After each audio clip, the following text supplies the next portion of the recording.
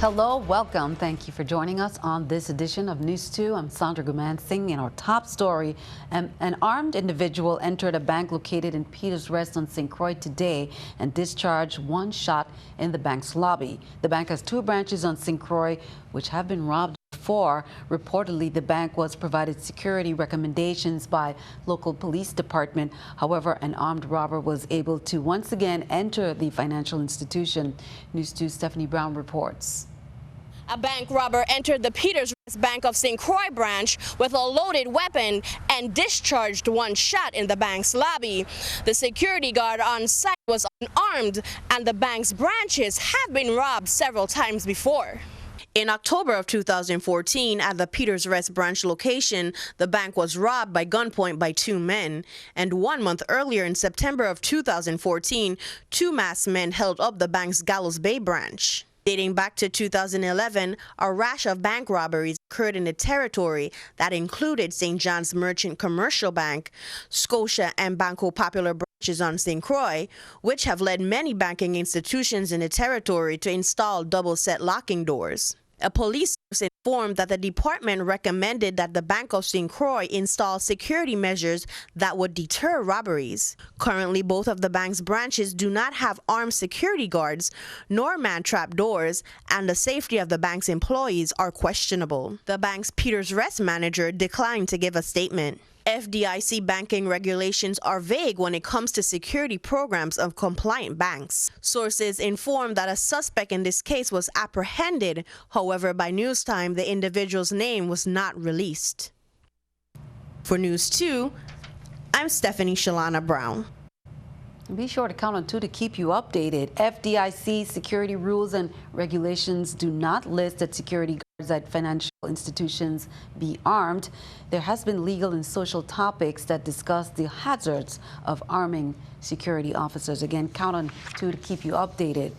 Well, in other news, 52-year-old Richard Ireland, aka Frankie, came to the Richard Colwood Command and turned himself over into custody on June 21st. Approximately 6:44 p.m., police officers responded to a gunshot female victim at the Smart Mart gas station on St. Thomas.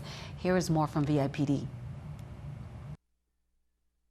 The victim was taken to the Roy Lester Snyder Hospital, where the doctors conducted emergency surgery. The victim received 5 gunshot wounds and 6 knife stab wounds about her body. On June 21st, 1:48 a.m., 52-year-old Richard Ireland, a.k.a. Frankie, came to the Richard Colwood Command and turned himself over into custody. He was advised of his constitutional rights and refused to give a statement. Ireland was charged with assault third, reckless endangerment, carrying a dangerous weapon, brandishing and exhibiting using a deadly weapon. No bail was set as per the DV statute. Ireland was turned over to the Bureau of Corrections Detention Center pending his advice of rights hearing. Now, the victim identified her attacker as Richard Ireland, who is her ex-boyfriend, and said that he fled the scene in a vehicle. Now, if you have information about this incident, you can contact VIPD's Criminal Investigation Bureau at 340-774-2211, Crime Stoppers VI at 1-800-222-TIPS or 911. And speaking of Crime Stoppers, if you have information, be sure to call that number. You may earn a reward for your tips. Here's this week's Crime Stoppers report.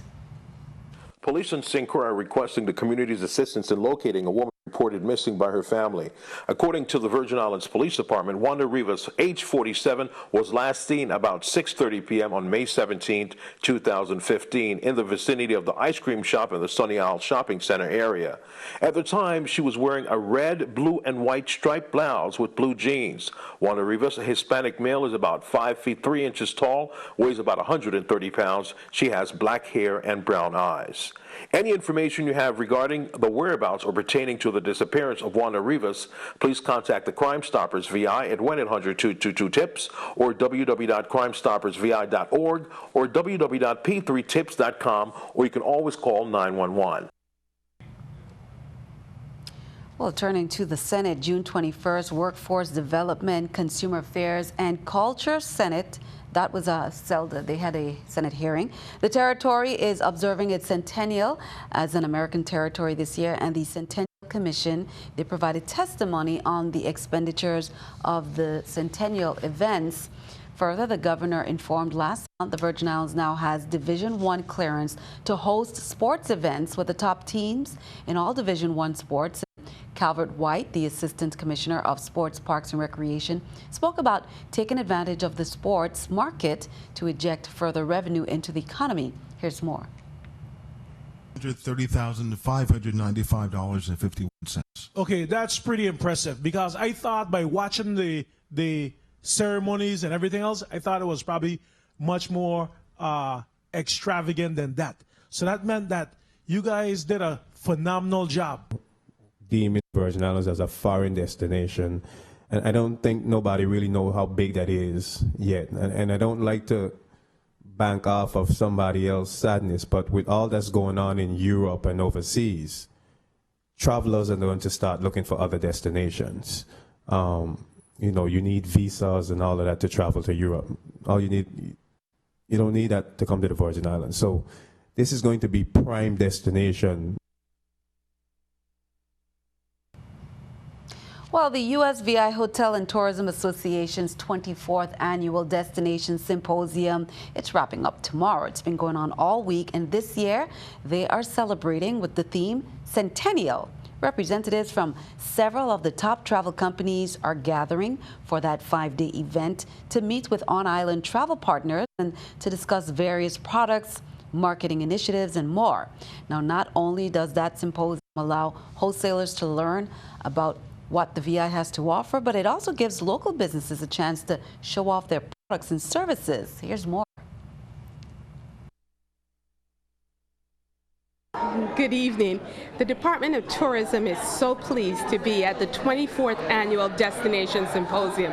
This event is so important to me because I started it when I was at the Hotel Association more than 10 years ago. And to see how it's grown and our partner participation and how eager they are to learn about the USVI, it still amazes me that 24 years later, this event is still growing. And we very much value our partnership with the Department of Tourism. We've always said it really takes public and private sector collaboration to truly succeed in all of our endeavors with our partners. And I believe that we are at a time and place where we're flourishing, and we appreciate that partnership and our community for supporting it. And, you know, tourism is all of us. And I just want to end by thanking the students of the Ullamulla School for opening up for our session this morning. They were fantastic. And so thank you to the principal, Simra Brown, Dr. Simra Brown, and the students for their participation. Well, the Senate released its version of the Obamacare replacement bill today, and we'll have that in a minute. Let's look at the stock market watch at the New York Stock Exchange.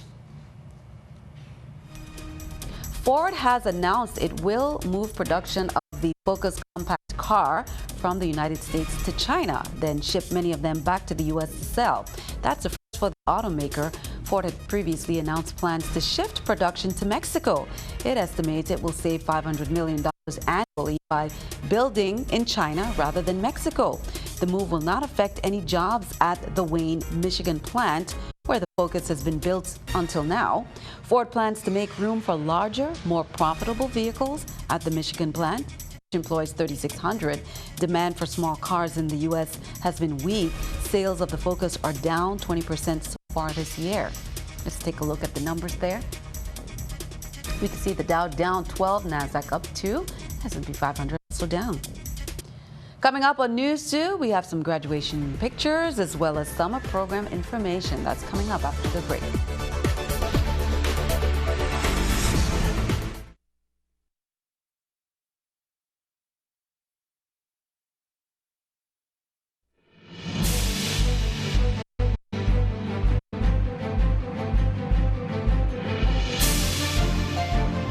Welcome back. The Senate released its version of the Obamacare replacement bill today. The bill was worked on, largely hammered out behind closed doors, meaning many senators, including some Republicans, are reading it today for the first time. Scott McLean is in Washington with what comes next. but I hope we're going to surprise you with a really good plan. After weeks behind closed doors, Republicans finally released their health care bill. Surprising for some. Thank you, everybody. Thank you. Good plan. That's up for debate. We're putting in a plan today that's going to be negotiated. The closely guarded draft was released just a week before Republicans hoped to pass it. It's time to act, because Obamacare is a direct attack on the middle class. The bill would phase out Medicaid expansion starting in 2021, a year later than the House bill. It would repeal the individual mandate to actually buy health insurance, repeal Obamacare taxes on the wealthy, and defund Planned Parenthood for 1 year.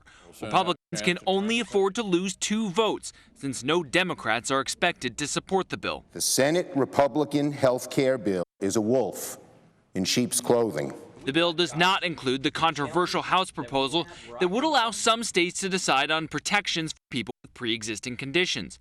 But it does allow for a new set of waivers that could eliminate essential health benefits. Majority Leader Mitch McConnell is trying to get both moderates and conservatives on board with a very ambitious timeline. But it won't be easy, even with some Republicans. I can't imagine, quite honestly, that I'd have the information to evaluate and justify a yes vote within just a week. Several senators are already promising to oppose the bill in its current form. We also need to negotiate over what's good, what's bad, and what we can get in the bill to make it better.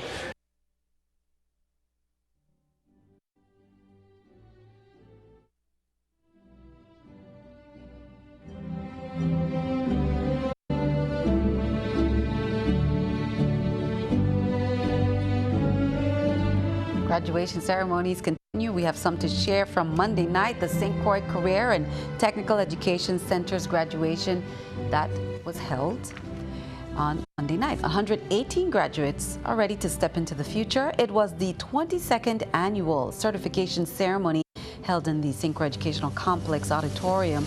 The keynote speaker was Ryan Joseph, who grew up on St. Croix and graduated from public schools. First honor was awarded to Sahih Malik A. Roebuck, and second honor to Oswald C. Marsh. Total students certified with honors 36.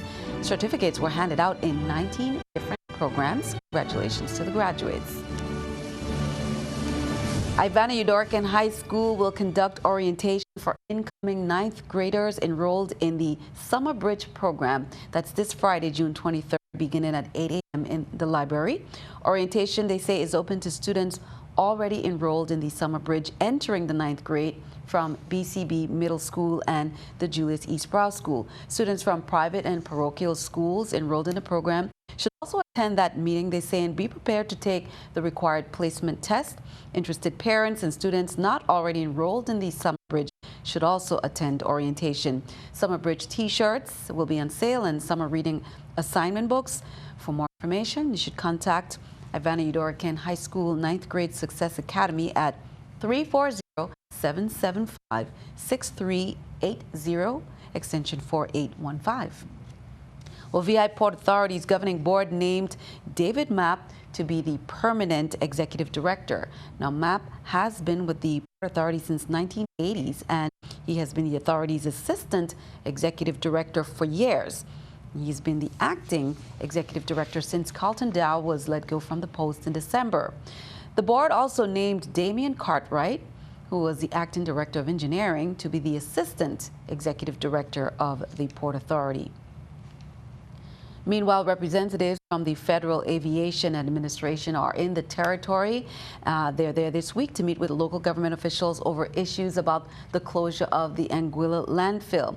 Now, the landfill is the subject of a consent decree between EPA and VI Waste Management Authority, and the Waste Management has been allowed to keep the dump open past its mandated closure date.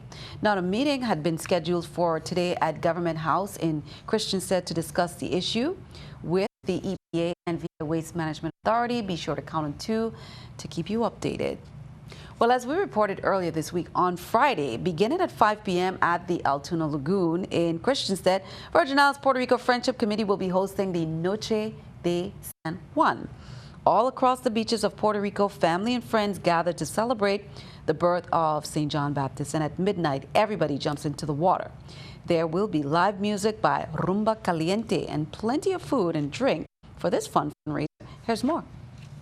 For the VIPR you know, we have our big event coming on this year, October 5th to the 9th. So we do this also as a fundraising activity to start getting ready and raising funds for the big event in October. Well, I would encourage everyone to come and have fun and enjoy and be part of this grand celebration. We do it every year, and that we're going to continue doing activities in October. I encourage everyone to participate and support the BIPR. Now, the Noche de San Juan is just one of many. The weekend is near. Time to start making those plans. Emmett P. has your weekend guide.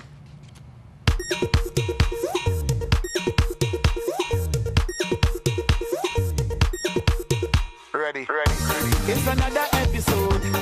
Be out on the road. This is what we love to celebrate,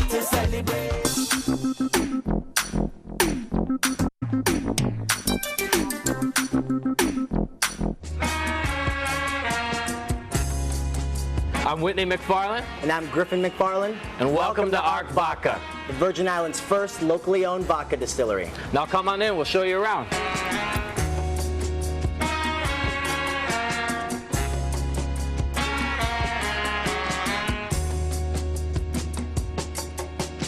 Welcome to Ark Vodka's historic showroom. Our building was made in 1802, and everything that you see before you, we built ourselves or as an antique.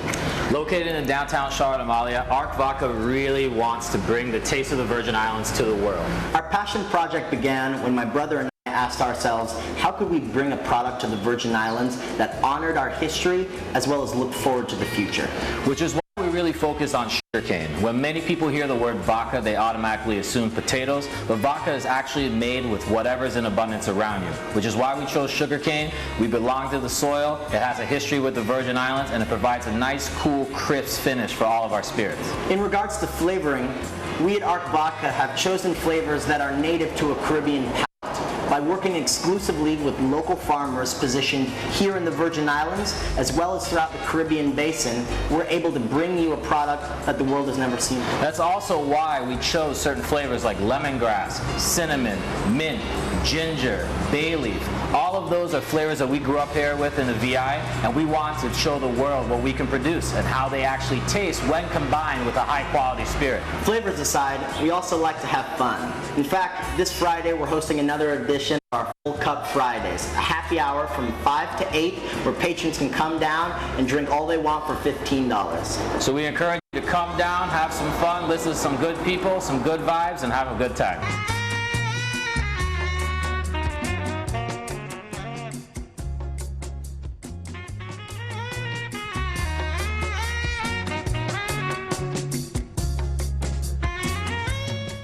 Be sure to check it out. Stick around. We have much more straight ahead.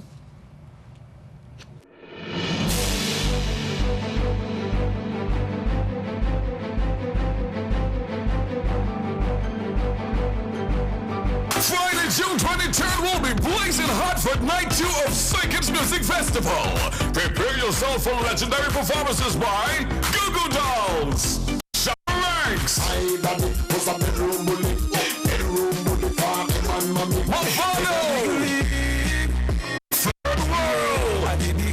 also Sync's very own Scratchy Mama, Yeah, I finessed Grass Legend, and Highlight.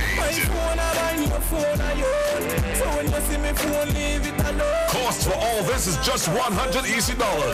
So follow your heart to the Water Park Stadium on Friday, June 23rd for an experience like no other.